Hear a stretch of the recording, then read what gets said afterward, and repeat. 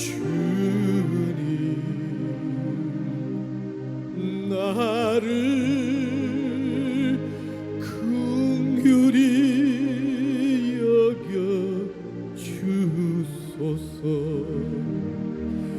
주님이 붙잡아 주시지 않으면 나는 허수아비. 주님이 돌보아 주시지 않으면 나는 앵무새. 주님이 내 심령을 붙잡아 주셔야 합니다. 주님이 내 안에 오셔서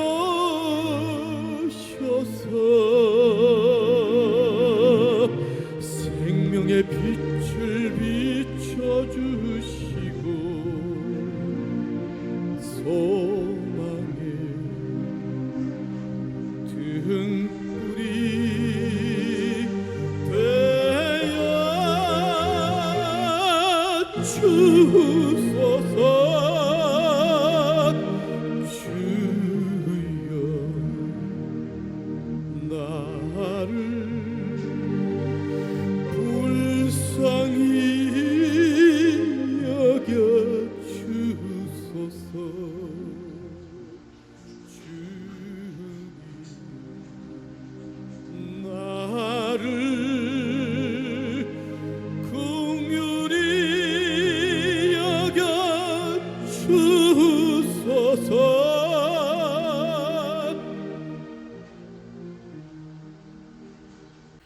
예, 여러분 반갑습니다. 8월 14일 수요일 아침에 이사야 10장의 말씀으로 함께 은혜 나누기 원합니다. 10장 가운데서 저희가 함께 공독할 말씀은 1절부터 4절까지 말씀입니다. 1절부터 4절까지 함께 하겠습니다. 불의한 법령을 만들며 불의한 말을 기록하며 가난한 자를 불공평하게 판결하여 가난한 내 백성의 권리를 박탈하며 과부에게 토색하고 고아의 것을 약탈하는 자는 화 있을진저. 벌하시는 날과 멀리서 오는 환난 때에 너희가 어떻게 하려느냐? 누구에게로 도망하여 도움을 구하겠으며 너희의 영화를 어느 곳에 두려느냐? 포로된 자 아래에 부풀이며 죽임을 당한 자 아래에 엎드러질 따름이니라. 그럴지라도 여호와의 진노가 돌아서지 아니하며 그의 손이 여전히 퍼져 있으리라. 아멘. 오늘 중심 구절은 3절입니다. 벌하시는 날과 멀리서 오는 환난 때에 너희가 어떻게 하려느냐? 누구에게로 도망하여 도움을 구하겠으며 너희의 영화를 어느 곳에 두려느냐? 네, 말씀 제목은 심판을 피할 수 있는 길은 없다. 심판을 피할 수 있는 길은 없다 하는 제목입니다. 오늘 말씀에 우리가 함께 읽었던 내용 중에 그러죠. 벌하시는 날과 멀리서 오는 환난 때에 어떻게 하려느냐? 누구에게로 도망하여 도움을 구하겠으며 너희의 영화를 어느 곳에 두렸느냐? 실상 이 이사야가 하나님의 심판의 말씀, 그러면서도 이 희망의 말씀, 메시아가 오셔서 또 남은 자들에게 은혜를 베푸실 것이다 라고 하는 어두워졌다라고 하는 그 시점에 하나님의 밝은 빛을 보게 될 것이다 라고 하는 이 희망의 메시지를 계속해서 증거하고 있습니다. 이렇게 두 가지를 함께 말씀하는 이유는 무엇이겠습니까? 회개하라고 하는 겁니다. 돌이키라고 하는 것이죠. 그럼에도 불구하고 우리는 이 이사야서를 통하여서 계속해서 이 왕국의 왕들과 신하들, 백성들 모두가 일치단결하여서 하나님의 말씀을 거부하는 그런 모습을 보게 됩니다.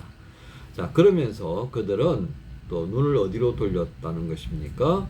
주변의 강대국에게 눈을 돌리는 거죠. 북왕국은 아수르와 어떻게 좀 해버리고 그러다가 아수르에게 망해버리고 말았습니다.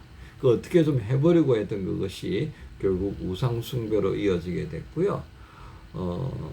오늘 말씀에도 보게 되면 우리가 읽지 않았습니다만 10장 전체에 보면 하나님께서 이 아시리아를 들어서 하나님의 진노의 막대기로 또 분노의 몽둥이로 사용하는 것을 봅니다. 5절의 말씀에 그게 있어요. 자, 이처럼 강대국을 또 등에 업고 어떤 위기를 극복하려고 시도하는 그 모습을 3절에 있는 겁니다. 그죠? 누구에게로 도망하여 도움을 구하려고 했느냐? 이 어리석은 자들아. 결국은 너희는 그들에게 집어삼킴을 당할 수밖에 없는데 어리석게도 피난처 되시고 영원한 산성 되시고 보호자 되시고 목자 되시는 하나님을 떠나서 너희가 다른 살 길을 찾는다는 거죠. 참으로 어리석은 모습이다라고 하는 것을 말씀하시는 겁니다. 그래서 오늘 이제 우리가 읽지 않았던 전체 내용 가운데 5절, 6절을 보면요. 너희가 기대했던 그 아수르, 그건 심판의 도구로 하나님이 사용하시는 거야 라고 말씀하시는 겁니다. 이스라엘 백성들은 이걸 믿지 않습니다. 또 예루살렘과 유다도 마찬가지고요. 바벨론을 통해서 하나님이 그들을 심판하신다는 것 정말 믿기 어려웠습니다. 그래서 심지어는 예레미야를 데리고요. 빨리 바벨론에 항복해라고 하는 이 예레미야를 거부하죠. 그리고 오히려 예레미야를 붙잡아서는 이집트로 도망해버립니다. 바벨론에서 보낸 총독을 죽이고 야반도주 해버리는 거죠. 결국은 이집트까지 느부갓네살 왕이 공격해서 이집트까지 다 함락시키고 도망간 자들까지도 죽여버리는 그런 참담한 일들이 일어나는 겁니다. 우리는 이 시점에서요, 아시리아를 사용하시고 이제 장차 또 바벨론을 사용하시는데요. 하나님께서 이 기가 막힌 일을 왜 이렇게 벌려놓았겠습니까? 철저하게 부끄러움을 주시는 거예요. 하나님을 존중하지 않고요, 하나님과 함께하지 않는 이 이스라엘, 남한국 유다, 그 이방인보다 더 못하게 되어버린 거예요. 왜요? 하나님의 영광을 보았잖아요. 우리가 믿음을 가졌다고 그래서 똑같은 것입니다. 그리스도 예수 안에서 구원의 은혜를 입었어요. 근데 그것을 귀하게 여기지 못하고 그냥 함부로 해버린단 말이죠. 자, 이렇게 되어졌을 때 우리가 망하는 것은요, 과거보다 더 망가져 버린다는 겁니다. 이제는 영적으로 완전히 망가져 버리는 거예요. 내가 하나님을 알되 하나님을 고백하지 않는 그 신앙은요, 이게 더 무서운 모습으로 변하게 되는 거예요. 그것은 뭐냐면 이제 하나님까지도 이용해 먹으려고 하는 악한 심성이 극에 이르렀다라고 하는 것을 반증하는 것입니다. 그래서 과거보다도 더 극도의 망함, 완전히 우리가 말하는 절망으로까지 이어지는 모습을 볼 수밖에 없다는 겁니다. 그것이 북왕국은 아수르에게 멸망하면서 완전히 초토화되어졌고요. 이제 또 조금 있으면 바벨론에게 망하면서 유다와 예루살렘이 완전히 초토화되어지는 것과 같다는 겁니다. 그러니까 오늘 우리 시대를 보면요, 교회가 부끄러운 모습을 이렇게 회개하고 바로 서려고 시도하지 않으면 하나님 어떻게 하시는 겁니까? 교회를 통하여서 세상을 통하여서 교회를 정죄해요. 그래서 어리석게도요, 교회 안에 문제가 해결 안 돼가지고 그 문제를 가지고 법원에 가서 판단을 해달라고 그러잖아요. 이게 판사들마다 참 기가 막히다 그래요. 특히 이 신앙을 가지고 있는 판사님들이 이 교회 문제를 가지고 판단하게 되면 참 이거 정말 죽을 맛이라고 하는 얘기를 듣습니다. 여러분, 이게 결국 뭘 얘기하는 겁니까? 세상으로부터 초롱당하는 겁니다. 하나님께 회개하고 돌이키지 않으면 이렇게 정말 비통한 모습을 당할 수밖에 없다는 겁니다. 자, 그런데 자, 이 아수르를 하나님께서 심판의 도구로 써셔요. 그러면 이게 지 잘난 맛에 또 이게 떠버리가 되는 거예요. 떠버리가 돼. 그래서 12절부터요 15절에 보면 이 아시리아가 뭐라고 떠드는 줄 보세요. 13절에 보면 그의 말에 나는 내 손의 힘과 내 지혜로 이 일을 행하였나니 나는 총명한 자라. 열국의 경계선을 걷어치웠고 그들의 재물을 약탈하였으며 또 용감한 자처럼 위에 거주한 자들을 낮추었습니다. 여러분, 이 강대국이라는 건요, 하나님께서 그 힘을 주시지 않으면 강대국이 못 되는 거예요. 그런데 이 힘을 뭐로 써요? 지금 자기 이름을 높이는 거예요.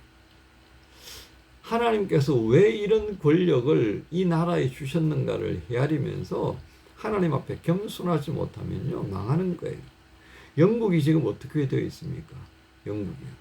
1965년 7년 이후로요, 영국에서는 종교교육, 학교든지 가정에서든지 이 성경을 가지고 가르치는 게 이게 끝나버렸습니다. 그 이후로 영국 교회가 어떻게 되었습니까? 오늘과 같은 모습으로 그냥 급속직하로 추락하는 모습을 보입니다. 성경을 가르치지 않고 우리가 신앙을 어떻게 이어가겠다는 것입니까? 결국 남는 것은 우리 이성의 판단입니다. 합리적 사고, 합리적인 행동에 의하여서 모든 것을 진행하는 거예요. 그게 하나님이 설 자리가 어디 있어요? 그렇게 된 겁니다. 미국도 마찬가지고요. 독일도 마찬가지고요. 그래도 독일은 학교에 김나지움에 졸업할 때까지 종교교육 시간이 있어요. 그죠? 윤리를 선택하든지 뭐 기타 등등 철학을 선택하든지의 차이가 있을지언정 어쨌든 종교를 가르쳐요. 성경을 한 번씩이라도 듣는 그런 기회를 가진다고요. 신실한 목사님들, 신실한 종교교사가 반을 운영하는 경우는 또 다른 양상이 벌어진다고. 이게 기회래. 남은 있는 기회라고요. 자, 이런 기회를 잘 살려야 합니다. 그런데 이 강대국이 되고 나면 이게 정신을 못 차려요. 미국이 지금 이상한 방향으로 가잖아요. 극우 기독교가 횡행합니다. 그래서 다인종 국가인 미국이 백인 중심의 국가로 이동하는 어리석은 모습을 보이고 있어요. 자, 이런 권력의 남용들, 또 세계를 하나님의 말씀에 근거해서 돌아보고 살리고 세우는 일에 집중하지 못하고 패권주의로 가게 되면 그 망할 수밖에 없는 겁니다. 패권주의로 갔던 나라치고 안 망한 제국이 어디 있습니까? 왜 그럴까요? 하나님께서 그것을 징계하시는 까닭입니다. 하나님은 이 교만함을 결코 묵고하지 않으신다는 사실을 오늘 14절의 말씀으로 우리에게 들려주십니다. 자, 이런 부분들을 우리가 보면서요, 이제 마지막 절 20절부터 23절에는 남은 자에 대한 말씀을 합니다. 21절 볼까요? 남은 자, 곧 야곱의 남은 자가 능하신 하나님께로 돌아올 것이다. 이 남은 자는 어떤 자들이겠습니까? 진노와 그로 인한 심판에 의해서 다 죽지 않고 남겨진 자입니다. 이스라엘 백성들이 출애굽을 하기 전에 230년 전에 야곱에 의하여서 이집트로 들어갑니다. 하나님의 거룩한 계획을 이루기 위한 그 숫자 70명이 모아져서 들어가게 되죠. 여기 이 남은 자들 똑같은 의미입니다. 장차 하나님의 그 뜻을 감당할 수 있는 사람들을 세우고 그들을 통하여서 회복하게 하려고 하는 도구들로 세우는 겁니다. 우리는 여기서 볼 수 있습니다. 내가 남은 자가 될는지 아니면 분노로 인하여서 소멸당하는 자가 되는지. 우리가 하나님의 긍휼을 구해야 하는 이유가 여기에 있습니다. 왜요? 남은 자로 서기를 바라신다는 말입니다. 하나님은 이 심판을 통하여서 남길 자가 누구인가를 오늘도 보신다라고 하는 것을 오늘 이사야 10장의 말씀을 통해서 볼 수 있습니다. 여러분, 오늘 말씀을 정리합니다. 하나님의 심판에서 피할 수 있는 자는 아무도 없다. 심판을 피할 수 있는 길도 없다. 심판의 도구로 쓰였음에도 불구하고 겸손하지 못하면 그 심판의 도구까지도 심판하시는 하나님이십니다. 결국은 어떤 자가 중요하다는 얘기입니까? 남겨진 자가 되느냐, 다 태워서 없어진 자가 되느냐, 그 의미가 오늘 주의 이 중심 내용이라 하겠습니다. 여러분, 심판을 피할 수 없다는 것 또 한번 우리가 확인했습니다. 그러므로 인하여서 나는 하나님 앞에서 겸손한 자로 살아가기를 원하는지, 그래서 날마다 하나님 말씀 앞에서 나를 돌아보고 살피는 자가 되는지, 그리고 나의 언어와 행실이 하나님을 드러내는 그런 모습인지 아닌지 또 한번 살펴보면서 두렵고 떨리는 그 마음으로 매일매일을 살아야 하지 않겠는가 하는 것입니다. 오늘 주시는 말씀, 심판을 피할 길은 없다라고 하는 이 말씀 앞에서 조금 더 우리가 낮아진 자의 모습으로 하나님 앞에 살아가야 하지 않겠는가 하는 것입니다. 오늘 말씀을 마음에 품고 기도할 여러분 모두를 우리 주님 예수님의 이름으로 축복합니다. 주님 감사합니다. 어느 누구도 하나님의 이 분노하심 앞에서 내려치시는 심판에 피할 자가 아무도 없다는 것을 알게 합니다. 다만 긍휼을 구하고 이전보다 더 하나님 앞에 엎드리며 언어와 행실에 조심을 하며 살아가는 그것 외에는 다른 것이 없음을 알게 됩니다. 우리를 긍휼히 여기셔서 남은 자로 세우고 싶어 하시는 하나님이신데 우리의 교만으로 인해 걸려 넘어지고 우리의 악함으로 인하여서 스스로 망하는 자의 자리에 서는 것을 또 한번 알게 하셨사오니 주여 돌이키는 하루를 시작하기 원합니다. 성령님 도와주옵소서. 예수님 이름으로 기도합니다.